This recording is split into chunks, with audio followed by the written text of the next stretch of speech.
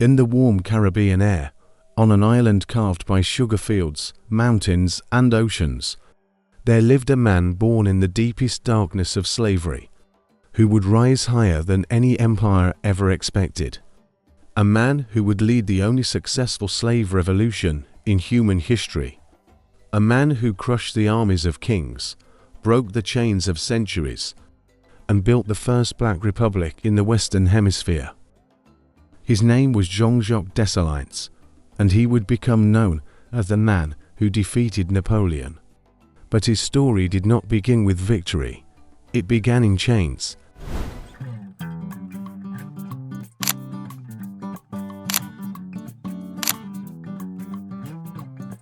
He was born around 1758 in Saint-Domingue, the richest colony in the world, a place where suffering paid for the luxury of Europe.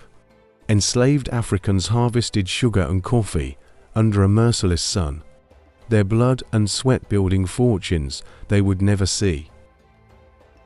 Dessalines was one of those people, not a prince, not a noble, not a scholar.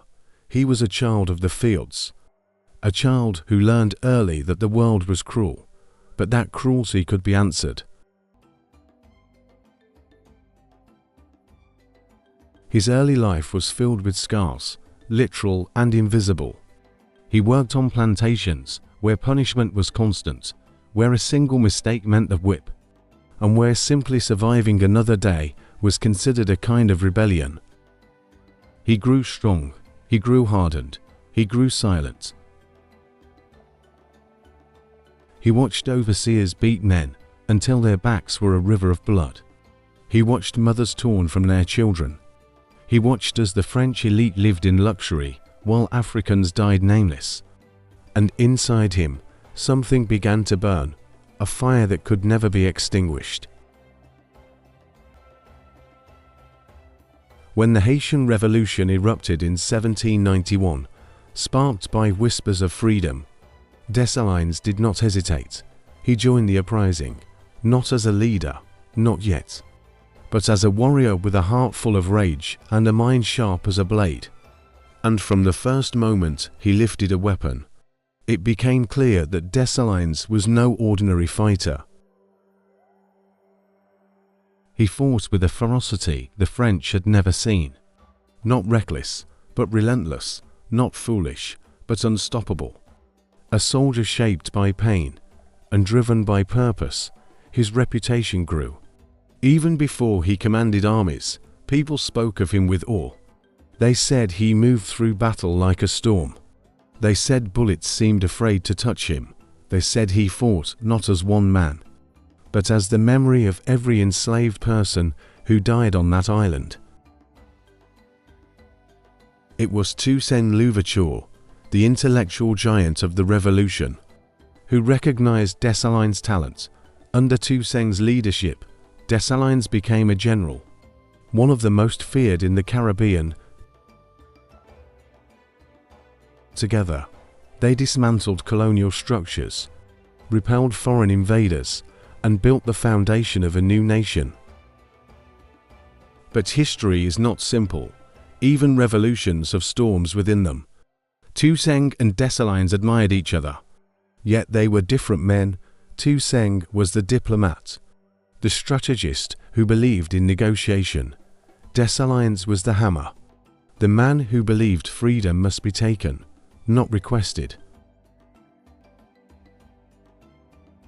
When Napoleon Bonaparte rose to power in France, he looked at Saint-Domingue with cold calculation.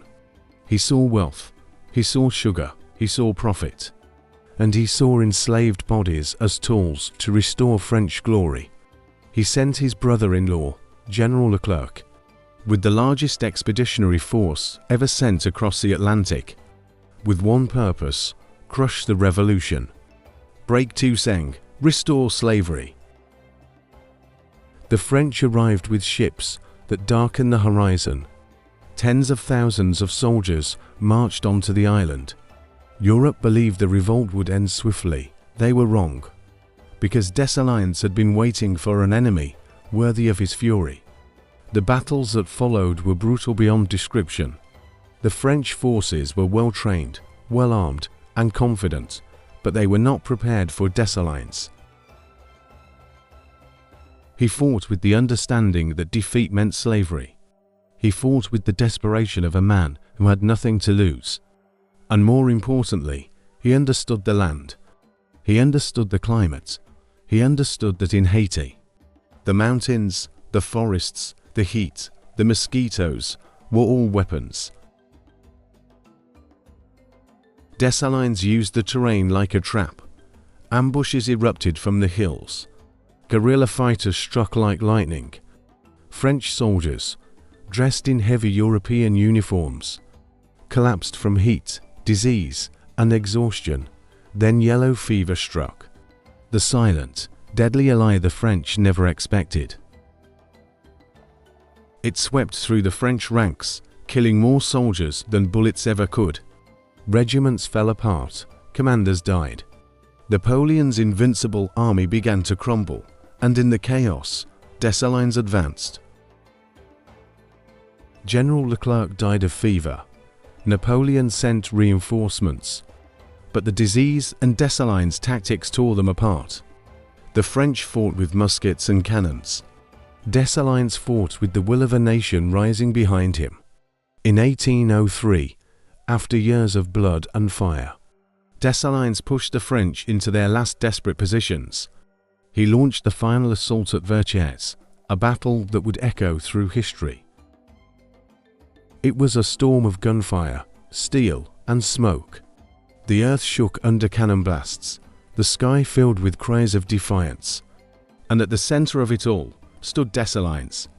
He rode across the battlefield, rallying his forces, his voice carrying over the sound of war. For his men, he was not just a general, he was the embodiment of freedom itself.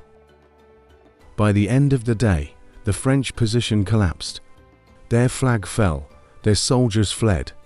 Their empire died on Haitian soil.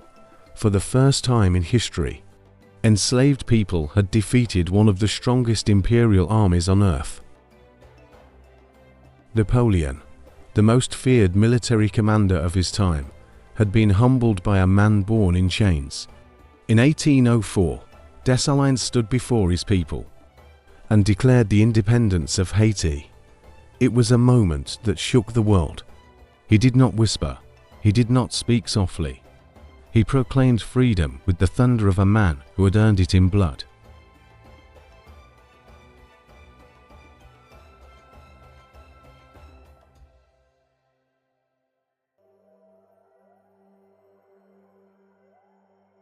Haiti became the first free black republic, and Dessalines became its first leader. But independence brought new challenges. The world's powers, terrified of a black nation, refused to recognize Haiti. They treated its existence as a threat. Dessalines understood something crucial. Haiti could not survive unless it became strong, united, and fiercely protective of its freedom. He rebuilt the land. He distributed property to former slaves. He banned white ownership of land to ensure Haiti would never again be a colony. He pushed the idea that Haitians must depend on themselves, not on the nations that once enslaved them.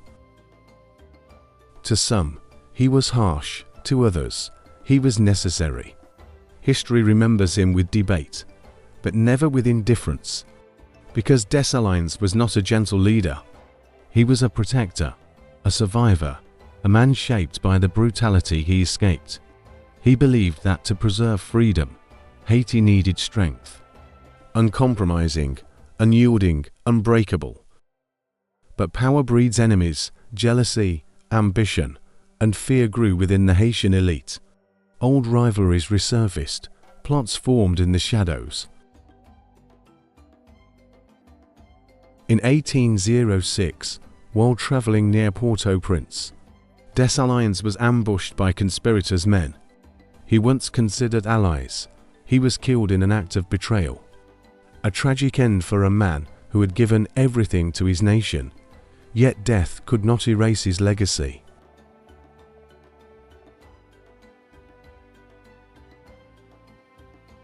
Dessalines remains one of the most powerful figures in world history, not just because he defeated Napoleon, but because he proved something the world refused to believe: that enslaved people could rise, could fight, could win, and could build a nation from the ashes of oppression.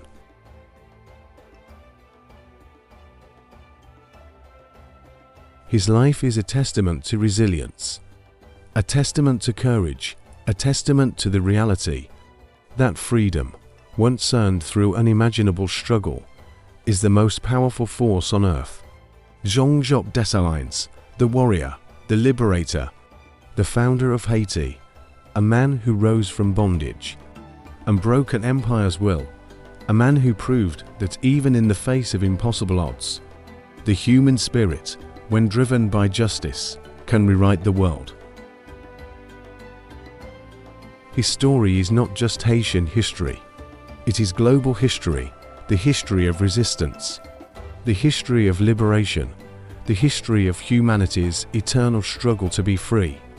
And even today, across oceans, across continents, his name rises like a flame that refuses to die.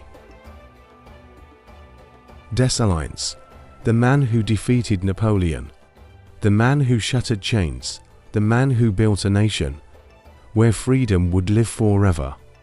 If you love discovering the stories they never taught in school, make sure to subscribe, like, and share this journey, because history deserves to be heard.